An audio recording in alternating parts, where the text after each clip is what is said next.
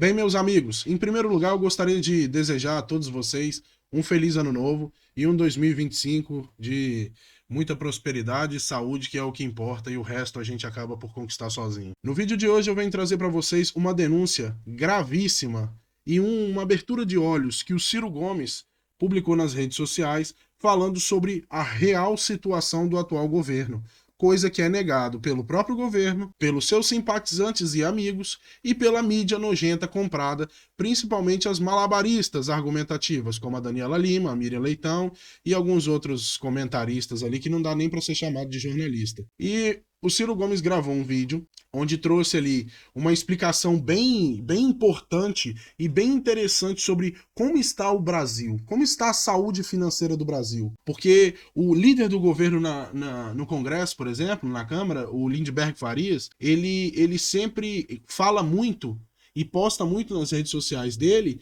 que tá tudo bem, que não tem problema nenhum, que a economia tá bombando, que tem emprego, que o preço das coisas tá normal. E o Ciro Gomes trouxe ali um vídeo bem interessante, porque eu considero o Ciro Gomes uma pessoa muito inteligente, muito embora ele esteja sempre do lado errado desse jogo, né? Mas pronto, é um político velho de guerra ainda. Ele sabe, ele acha que sabe o que ele tá fazendo. Mas, seguindo isso, se inscrevam no canal, ative as notificações, deixe o seu like para nos ajudar e bora pro vídeo. E essa confusão de estourar o preço do dólar, do CNMA, dólar versus real, o que está acontecendo mesmo? Vou tentar explicar. Em última análise, a taxa de câmbio, ou seja, o valor de uma moeda pela outra de um país, deve resultar da lei da oferta e da procura. Se fosse banana no mercado, por exemplo, seria simples de entender. Sobrou banana, o preço da banana cai. Faltou banana, se manteve a mesma procura pela fruta, seu preço sobe.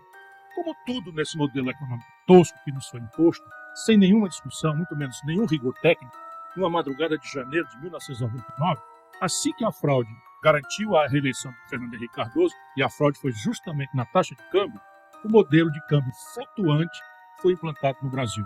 E é baseado nessa lição trivial do liberalismo econômico clássico. Sobrou mercadoria, mantida constante a demanda, o seu preço cai. Faltou mercadoria, sempre com a demanda constante, o preço sobe. No Brasil, faltam dólares presentemente. Essa é a razão ancestral do pico de alta que fez o dólar valer mais de R$ 6. Como assim? Assimetria de informação. É como se chama a primeira distorção no mundo, mas especificamente entre nós, da tal lei do mercado. Nossa grande mídia é um veio de transmissão instantâneo do sistema financeiro cartelizado. Nas editorias, é lúcido, é consciente a manipulação de todos os órgãos da grande imprensa da verdade, entre aspas, manipulada pelo baronato do rentismo. Nas redações, é um misto de arrogante ignorância com o desejo de agradar os patrões. E assim todo o Brasil sabe que nós desfrutamos de um enorme, bote mais aspas aí, saldo de balança comercial. O que quereria dizer muito mais dólares entrando e saindo do país. Pois é, só que a conta em dólares do Brasil com o estrangeiro tem muitas outras rubricas além da rubrica comercial, e em quase todas as outras rubricas o nosso país está levando uma grande e pior, crescente surra. O resultado final nos últimos 12 meses é um rombo nas nossas contas com o estrangeiro de 2,23% do PIB. Só para que todos tenham uma ideia do desastre que Lula e o PT estão produzindo no Brasil, no ano passado, no mesmo período, tínhamos um saldo negativo de menos da metade do de hoje, o que se chama transações correntes, que é isso, tudo de dólar que a gente manda para fora e tudo de dólar que entra no país. No campo do momento em que lhe falo, R$ 6,20 por dólar, o rombo em dólar nas nossas contas externas é de 43 bilhões e 610 milhões de dólares nos últimos 12 meses. Mesmo da balança comercial, há uma deterioração consistente que pode ser vista pelos números de outubro de 24 versus outubro de 23. O saldo no passado, nesse mês de outubro, foi de 8 bilhões 589 milhões de dólares em 2023, contra 3 bilhões 441 milhões esse ano, um terço praticamente. O nacional consumismo demagógico de Lula explica isso também. Basta a economia subir um tiquinho e as importações explodem. Essa é outra faceta da insustentabilidade do modelo. Ao invés de apostar na produção, uma aposta no consumo demagógico de curto prazo. Faltam dólares, não tem erro, o preço do dólar sobe.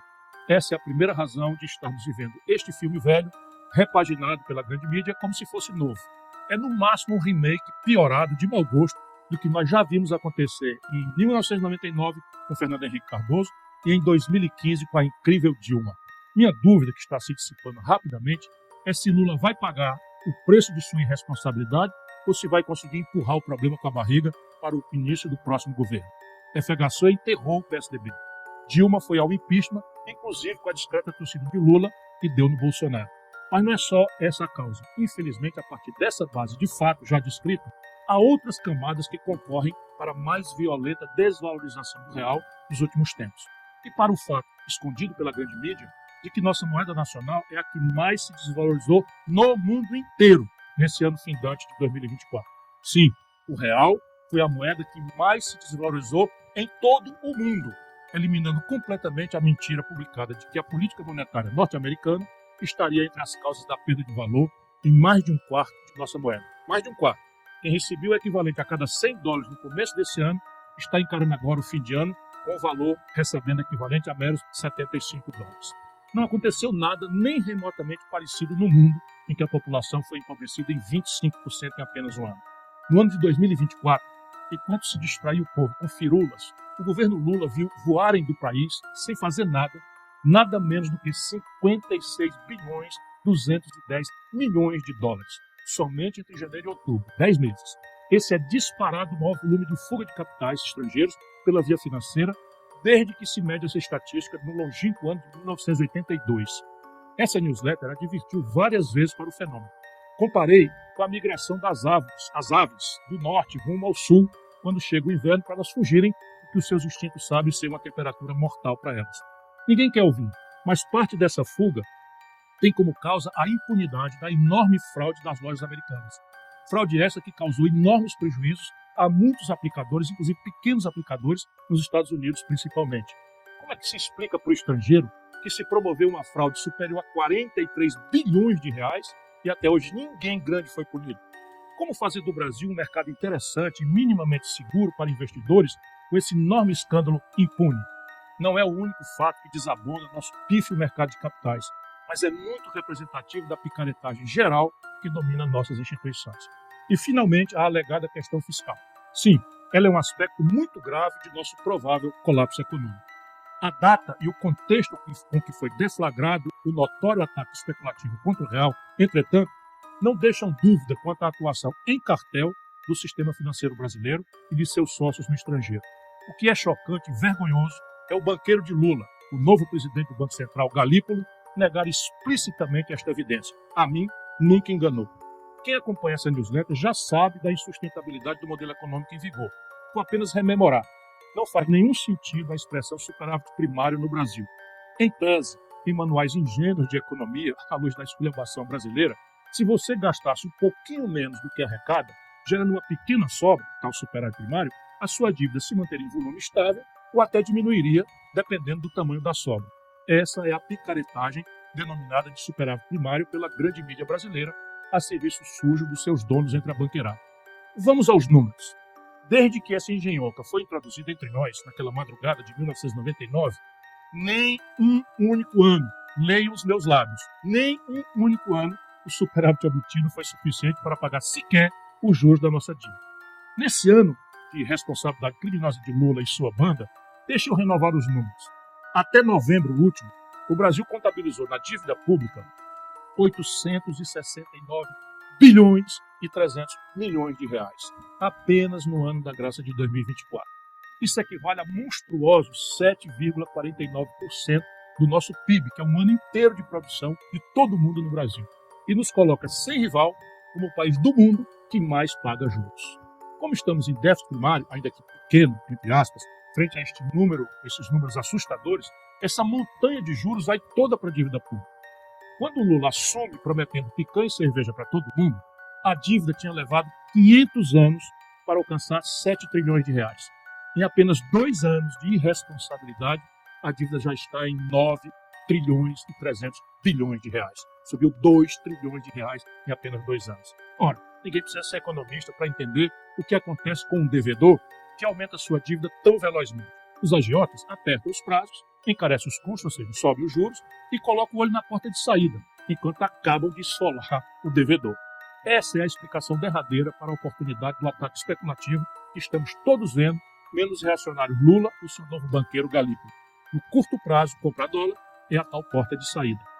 Ora, uma das pernas do tal tripé macroeconômico com a qual o Lula se comprometeu, traindo o Brasil e sua história, é o tal câmbio flutuante. Para que ele existe? Para que as contas externas do país se ajustem selvagemente, como a crueldade do tal mercado advoga. País nenhum do mundo sério faz isso. Por quê? Voltaremos ao assunto. O preço do dólar mexe com praticamente todos os preços da economia, diz da competitividade sistêmica nas relações de comércio exterior. Enfim, deixar flutuar ao sabor de ataques especulativos não é coisa séria a não ser aqui. O que estamos vendo acontecer? O pior dos mundos. Lula queimou esta semana mais de 30 bilhões de dólares públicos, entregando aos especuladores que, diz o seu banqueiro, não estão especulando. Se não é um ataque especulativo, por que queimar 186 bilhões de reais do dinheiro público, fazendo fácil a vida de criminosos que estão atacando a nossa moeda e, portanto, a economia popular? Se não for um ataque especulativo, óbvio, o câmbio flutuante resolve o problema achando sozinho um novo ponto de equilíbrio. Tudo papo furado, tudo picaretagem. Quem tem no Brasil, ou alhures, em posições brasileiras, 186 bilhões de reais para torrar em 4 dias, comprando dólar barato, entre aspas, do povo brasileiro, não duvidem, são apenas meia dúzia de 3 ou 4. Afora pouquíssimos magnatas estrangeiros que estão trocando sua posição de comprados para vendidos no Brasil, houvesse governo, Ministério Público e Judiciário, seria muito fácil identificar para quem o Banco Central resolveu vender em perfeito acordo e coordenação aqueles que miravam a porta de saída do devedor, irresponsável e demagogicamente. Entendo, com os 3 pontos adicionais de juros, nossa conta anual ultrapassará a casa de R$1 trilhão só de juros por ano. O arroxo petista no salário mínimo, nos proventos dos aposentados e no auxílio a idosos doentes e crianças autistas vai fazer muita falta aos mais pobres e sofridos dos brasileiros, mas será uma ninharia frente a esse trilhão. Cerca de 250 bilhões de reais em 6 anos, o que dá 41 bilhões para encarar 1 trilhão por ano. Estes irresponsáveis quebraram o Brasil. E depois de ver tudo isso, eu tenho certeza de que você já conseguiu compreender muito bem o tamanho do buraco que está o Brasil e o quão vai ser difícil de sair se nós continuarmos nessa estrada. Eu espero que você tenha aprendido bastante. Um grande abraço. Não se esqueça de se inscrever no canal e deixar o seu like. E se você assistiu esse vídeo até aqui, deixa aqui um feliz 2025 para mim, tá bem? Um grande abraço, fiquem com Deus, até o próximo vídeo e tchau!